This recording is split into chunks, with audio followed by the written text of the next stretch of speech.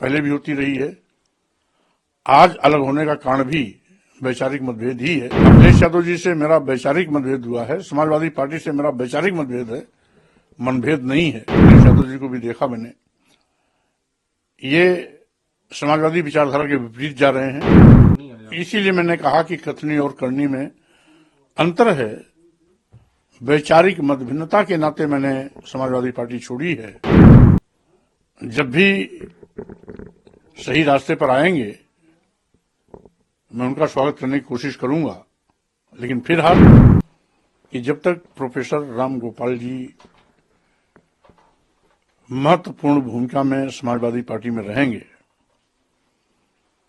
तब तक समाजवादी पार्टी पर इसी प्रकार का ग्रहण लगा रहेगा। मैं स्वच्छ राजनीति में विश्वास करता हूं। वैचारिक और सैद्धांतिक रूप से मैं किसी से भी टकराने का बगदर रहा हूं। ये टकराहट पहले भी होती रही है। आज अलग होने का कारण भी वैचारिक मतभेद ही है।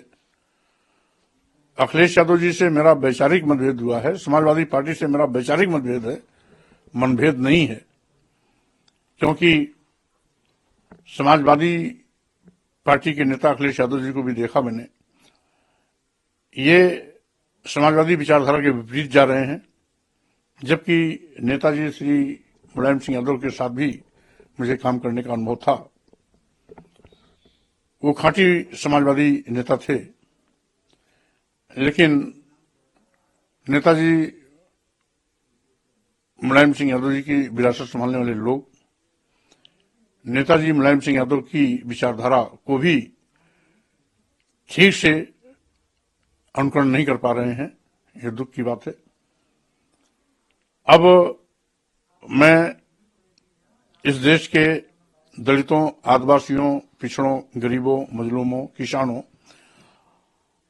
अल्पसंख्यक समाज के लोगों के सम्मान स्वाभिमान की लड़ाई के साथ साथ सत्ता शासन में हिस्सेदारी की लड़ाई लड़ता रहूंगा। मानवर कांशीराम जी के बताए रास्ते पर चलते हुए सामाजिक परिवर्तन आंदोलन के कारवां को आगे बढ़ाने का मेरा प्रयास रहेगा।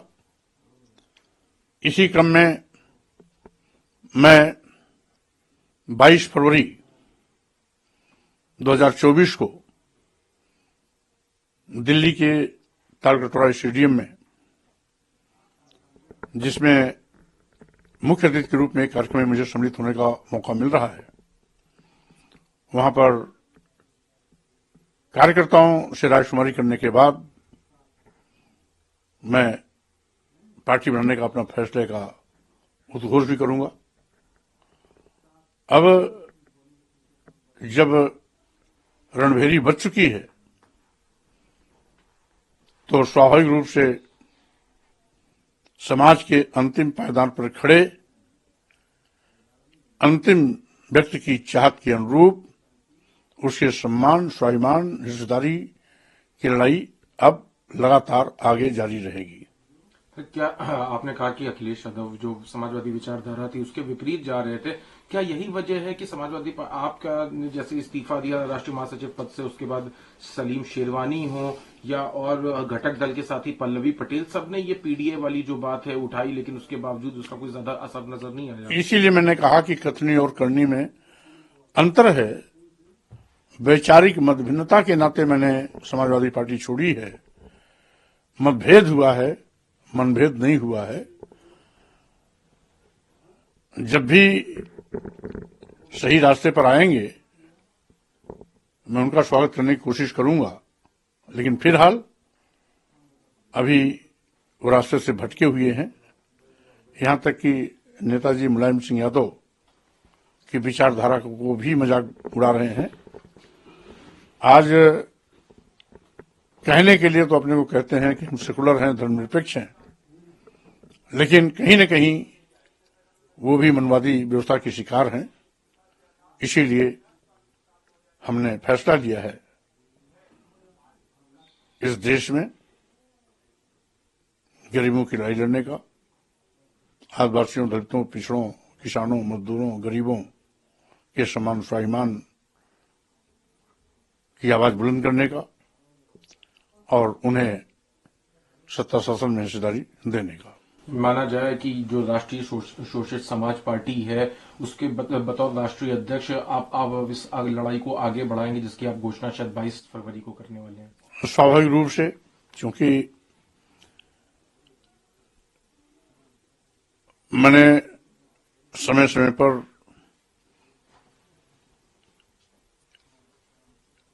बाबा साहब डॉक्टर अम्बेडकर, ज्योतिबा फुले, मानव काशियाम जी की विचारधारा पर लगातार काम किया हूं। लंबे अरसे तक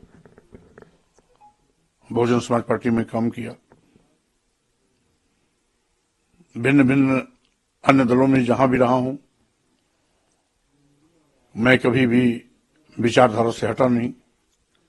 विपरीत परिस्थितियों में रह करके भी मैंने इस विचारधारा को आगे बढ़ाया हूं। समाजवादी पार्टी में भी इसी विचारधारा के साथ काम करने का इरादा लेके मैं आया था, लेकिन परिस्थितियां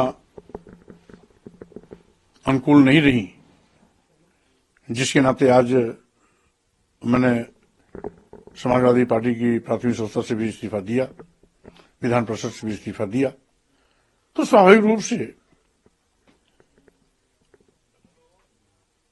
जब हमारी थाती महापुरुषों की विरासत, विचारधारा, मिशन है, तो उसको आगे बढ़ाने का काम मजबूती के साथ मैं अवश्य करूंगा। कल जो अपनी बाइट दी उसमें आपने प्रोफेसर राम गोपाल की भूमिका पे सवाल खड़े किए, क्योंकि पल्लवी पटेल ने कहा कि जिस तरह से उनको लेके ये भाषा का प्रयोग किया गया, उसके बाद आपके बयानों को, तो क्या लगता है कि उनकी जो पॉलिसी है वो पीडीए के विपरीत है? देखिए, कुल मिलाकर के हमने इतने कम समय में इस बात का अध्ययन किया कि जब तक प्रोफेसर राम गोपाल जी महत्वपूर्ण भूमिका में समाजवादी पार्टी में रहेंगे, तब तक समाजवादी पार्टी पर इसी प्रकार का ग्रहण लगा रहेगा।